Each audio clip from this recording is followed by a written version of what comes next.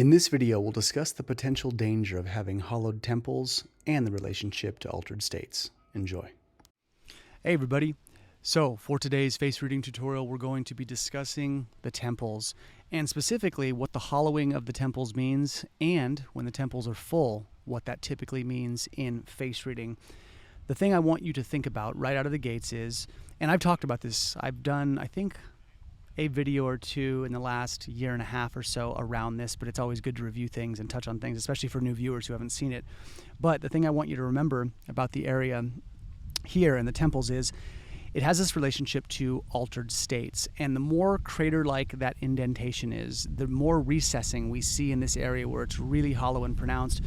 There's a desire, a pursuit, or an overindulgence typically in altered states.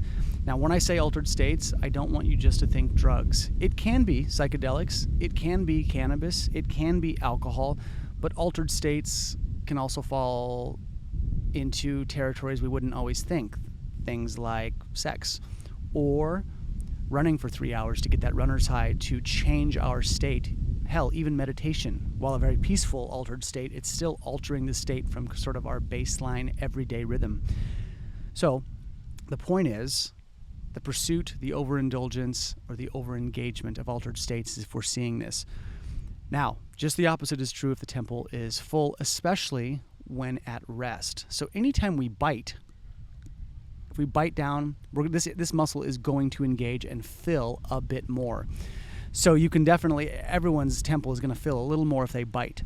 But at rest is where you're kind of looking for. It's like when it's squishy, it should, in an ideal world, it's pillowy. Lillian used to talk about this area on me. She always said I had good temples. And she's like, yeah, these are really pillowy. These are really squishy. These are really nice. She would have people come up and poke my head during class. So when she would talk about this, so she would ask me questions, and I like this about Lillian, was when someone had a feature that she felt was favorable, she's like, so, all right, tell the class, how do you navigate that? What's that like? How do you do this? And she would sort of probe people, so she would basically use real living people as a lifetime example. Like, they've got a good feature, they're obviously living it, so tell us how you do it, which I always thought was pretty humanizing and normal and humble on her part, instead of just being the authority figure. But when she would ask me, she's like, so tell me about, like, how do you stay present in life? And I used to tell her, I said, well, I sit down at my meals. I really do enjoy the hell out of the food I eat. When I'm doing something, I really soak it up. If I'm going to sit down at the beach and watch the sunset, I actually really try to watch the sunset.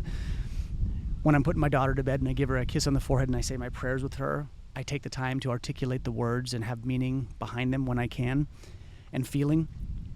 So a lot of it in what she was talking about, and she said, yeah, she's like, this is what we call presence. It's someone who is present in what they're doing and doing that to the best of their abilities. And do I have moments where I'm not present? Yeah, all the time. So it doesn't mean I'm omnipresent at all times. I'm definitely not. So keep these things in mind. Altered states, is one better than the other? Hard to say, okay? I mean, with face reading, you have to understand that imbalances and irregularities in people's personality structures are there as leveraging tools. Some people that are obsessive compulsive do great in accounting because they're very good at the attention to detail. The game is not letting it deplete you or take from you. So if you have really hollowed out temples, I want you to ask yourself, or someone who has hollowed out temples, are they a person who is pursuing, overindulging, or overengaging altered states in some capacity? Usually there's a reason for that. If they are, they're trying to get away from something, they're trying to disconnect from something, they're trying to reorganize something within the internal so that they can make more sense of the external. If you have very full temples and you're very present, in theory, right, according to face reading, they're like, yeah, that's a little better, because when you're present, you're not burning the candle. You're not consuming something from the outside. The working idea with lack of presence is that we are essentially burning through our energy a little faster than we should, because we're not fully present and focused. Therefore, we have energy mentally, spiritually, and physically running in multiple directions. So presence is favored more over lack of presence. And I would say being rooted in everyday grounded reality in the Eastern context is more favorable than always being in an altered state. But altered states are important. I'm not saying that they don't have their place. They absolutely do. But pay attention to this area, because if you're seeing that hollowing, this is a dynamic you want to look at. And if they are full, I would say you're on the right track to, having that be a good rhythm. Like, that's a good thing if you have full temples. That means you're likely present. But pay attention. The other place you can see this too is in people that you know or you've seen on the street that are obviously like drug addicts. You'll see this hollow out. It's very sad to see, but the more this hollows out, the more you have to pay attention.